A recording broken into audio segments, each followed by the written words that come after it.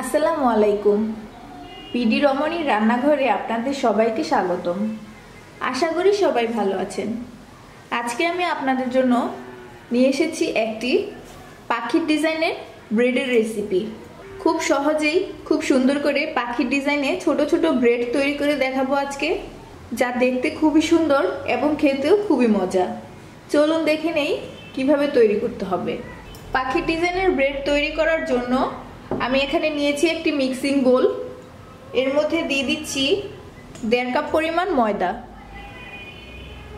এবারে এর মধ্যে আমি দিয়ে দিচ্ছি স্বাদ মতো কিছুটা লবণ, দিয়ে দিচ্ছি 1.5 টেবিল চামচ পরিমাণ চিনি। এবারে হাত দিয়ে একটু মাখিয়ে নিচ্ছি। এইভাবে হাত দিয়ে মাখিয়ে নেওয়ার পর আমি ঠিক মাঝখানটায় এরকম একটু গর্ত মতো করে নিচ্ছি এইভাবে। এখন এই গর্তের মধ্যে আমি দিয়ে দিচ্ছি ড্রাই ইস্ট। আমি এখানে ড্রাই ইস্ট দিব 1 টেবিল চামচ পরিমাণ। ইস্টটা আমি দিয়ে দিয়েছি। এবারে এর মধ্যে আমি দিয়ে দিচ্ছি কিছুটা গরম পানি, এতটুকু পরিমাণ। গরম পানিটা দিয়ে একটি চামচের সাহায্যে এইভাবে একটু নেড়ে দিচ্ছি। নেড়ে দিয়েছি। এখন একটি ঢাকনা দিয়ে আমি অপেক্ষা করব ঠিক 5 মিনিট। 5 মিনিটে ইস্টটা অ্যাক্টিভ হয়ে যাবে। ঢাকনা দিয়ে ঢেকে দিচ্ছি ঠিক 5 মিনিটের জন্য। ফিরে আসছি 5 মিনিট পর। 5 মিনিট হয়ে গিয়েছে। এখন আমি ঢাকনাটি তুলে নিচ্ছি। দেখুন ইস্টটা কিন্তু অ্যাক্টিভ হয়ে গিয়েছে, দেখেই বোঝা যাচ্ছে। এখন এর মধ্যে আমি দিয়ে দিচ্ছি 1 টেবিল চামচ পরিমাণ সয়াবিন তেল। সয়াবিন তেলটা দিয়ে দিয়েছি। এবারে হাত দিয়ে খুব ভালো করে মাখিয়ে একটি ডো তৈরি করে নিতে হবে। যদি প্রয়োজন হয় তাহলে আরো কিছুটা পানি অ্যাড করে দিতে পারেন। আমার এখানে আর পানি লাগবে না। আমি যে পানি দিয়েছি সেই পানিতেই ডোটা রেডি হয়ে গেছে। এবারে খুব ভালো করে হাত দিয়ে এইভাবে ময়ান করে নিতে হবে। ঠিক এইভাবে 8 থেকে 10 মিনিট ময়ান করে নিতে হবে। দেখুন আমি খুব ভালো করে মথে নিয়েছি। ডোটা এরকম সফট হয়েছে। এখন আমি যে মিক্সিং বোলটা নিয়েছি তার মধ্যে হাত দিয়ে কিছুটা তেল মেখে দিচ্ছি। তেলটা মেখে দিয়েছি। এবারে আমি যে ডোটা নিয়েছি সেই ডোটাকে এভাবে হাত দিয়ে একটু রাউন্ড শেপ করে নিতে হবে।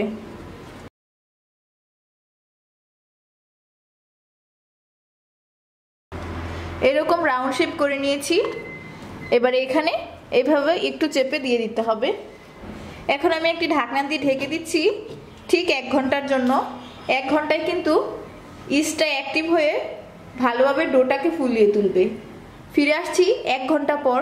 আর অবশ্যই আমি একটু গরম জায়গায় রাখবো যাতে করে একটু তাড়াতাড়ি অ্যাক্টিভ হতে পারে। ফিরে এসেছি ঠিক 1 ঘন্টা পর। এখন আমি ঢাকনাটি তুলে নিচ্ছি। দেখুন খামিরটি ফুলে একদম ডবল হয়ে গিয়েছে, দেখতেই পাচ্ছেন। আমি একটু গরম জায়গায় রেখে দিয়েছিলাম সেজন্য এতটা ফুলেছে। এবারে আমি এইভাবে ময়ান করে নিচ্ছি। খামিরটা যত বেশি ময়ান করে নেবেন আপনার ব্রেডটাও কিন্তু ততটাই সুন্দর হবে। এইভাবে আমি 3 থেকে 4 মিনিট ভালো করে ময়ান করে নিচ্ছি। খামিরটাকে আমি খুব ভালো করে ময়ান করে নিয়ে একটি কাঠের বোর্ডের উপর রেখেছি। এবারে আমি লেচি কেটে নিব। তার জন্য একটি ছুরি নিয়েছি। ছুরি দিয়ে আমি লেচিগুলো কেটে নিচ্ছি। এরকম এতটুকু পরিমাণ করে আমি লেচি কেটে নিচ্ছি। এই লেচিগুলো দিয়ে আমি এক একটি ব্রেড তৈরি করব।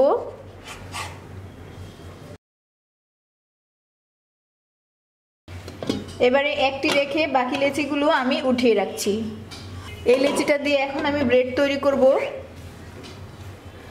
ব্রেডটা তৈরির জন্য লেচিটাকে প্রথমে হাতে নিয়ে এইভাবে একটু রাউন্ড শেপ দিয়ে নিতে হবে। দেখুন আমি এরকম রোল করে নিয়েছি। এবারে আমি পাখির ডিজাইনটি তৈরি করব। একটু ভালো করে লক্ষ্য করবেন আমি কিভাবে করছি। আমরা যেভাবে নর্মালি কোনো কিছুতে দড়িতে বাদ দিয়ে থাকি ঠিক সেইভাবে এভাবে হাতে উপর দিক থেকে এইভাবে পেঁচিয়ে এনে এদিক থেকে এইভাবে বের করে দিতে হবে মাথাটা। তারপর এই লেজের অংশটা এইভাবে একটু চ্যাপটা করে দিতে হবে। তারপর একটি কাঁটা চামচের সাহায্যে এভাবে ডিজাইন করে দিতে হবে। আর মাথার দিকটা একটু এইভাবে হাত দিয়ে চেপে চেপে একটু গোল করে নিতে হবে। মাথার দিকটা এভাবে হাত দিয়ে একটু চেপে চেপে গোল করে দিয়ে পাখির ঠোঁটের শেপটা দিয়ে দিতে হবে। দেখুন আমি কিভাবে দিয়ে দিচ্ছি। পাখির ঠোঁটের শেপটা দিয়ে দিয়েছি। সৌন্দর্যের জন্য আমি এর মধ্যে চোখ লাগিয়ে দিচ্ছি কালো জিরার সাহায্যে।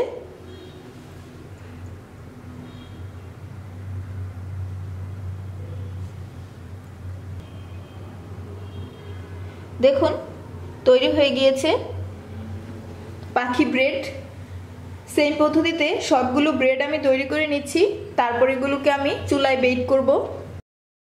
চুলায় কিভাবে ব্রেডগুলোকে বেক করতে হয় তারপর দেখে নিব। সেম পদ্ধতিতে আমি সবগুলো পাখি তৈরি করে নিচ্ছি। সবগুলো পাখি আমি সেম পদ্ধতিতে তৈরি করে নিয়েছি।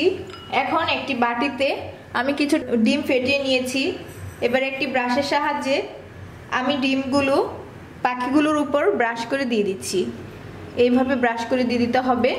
এতে করে বেক করার সময় উপর দিক থেকে সুন্দর একটি কালার চলে আসবে।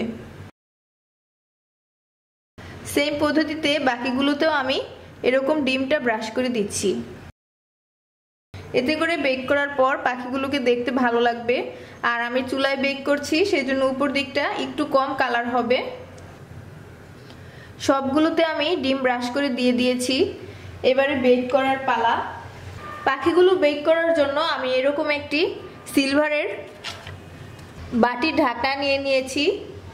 তার উপর দিয়ে দিয়েছি একটি বেকিং পেপার আর তার উপরে কিছুটা তেল ব্রাশ করে দিয়েছি যাতে করে পাখিগুলো নিচের দিক থেকে পুড়ে না যায়। এবারে একটি একটি করে পাখি আমি যে তৈরি করে রেখেছিলাম সেগুলো এর মধ্যে দিয়ে দিচ্ছি।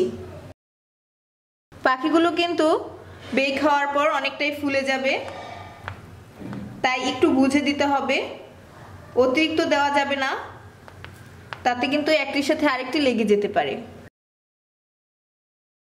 একবারে আমি দুইটি পাখি বেক করব।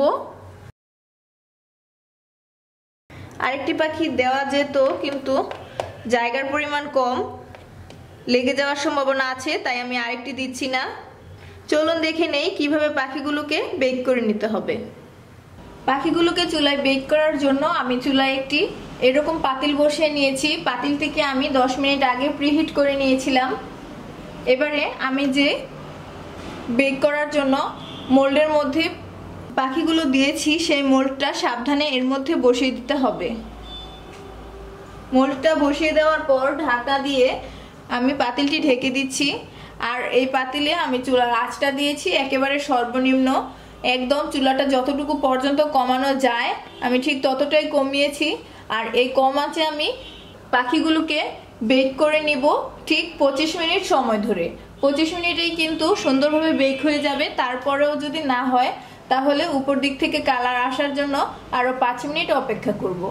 ফিরে আসছি ঠিক 25 মিনিট পর। 25 মিনিট হয়ে গিয়েছে। এখন আমি ঢাকনাটি তুলে দেখে নিচ্ছি। দেখুন ব্রেডগুলো কিন্তু কালার চলে এসেছে আর হয়েও গিয়েছে। ঢাকনা খোলার পর সুন্দর একটি গ্রান বের হয়েছে। এ থেকেই বোঝা যাচ্ছে যে ব্রেডগুলি হয়ে গিয়েছে। আমি এখন ব্রেডগুলি নামিয়ে নেব। এখন আমি একটি চিমটার সাহায্যে তুলে নিচ্ছি আর সেম পদ্ধতিতে বাকি ব্রেডগুলোকেও বেক করে নিচ্ছি। সবগুলো পাখি আমি সেম পদ্ধতিতে বেক করে নিয়েছি। দেখুন কতটা সুন্দর হয়েছে। কালারটাও কিন্তু অনেক সুন্দর হয়েছে, কারণ আমি উপর দিক থেকে ডিম ব্রাশ করে দিয়েছিলাম আর সেজন্য কালারটা এত সুন্দর হয়েছে। দেখুন একদম দেখতে পাখির মতো হয়েছে।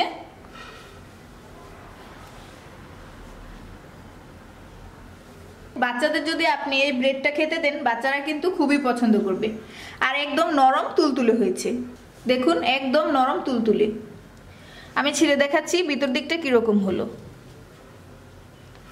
দেখুন একদম সফট হয়েছে।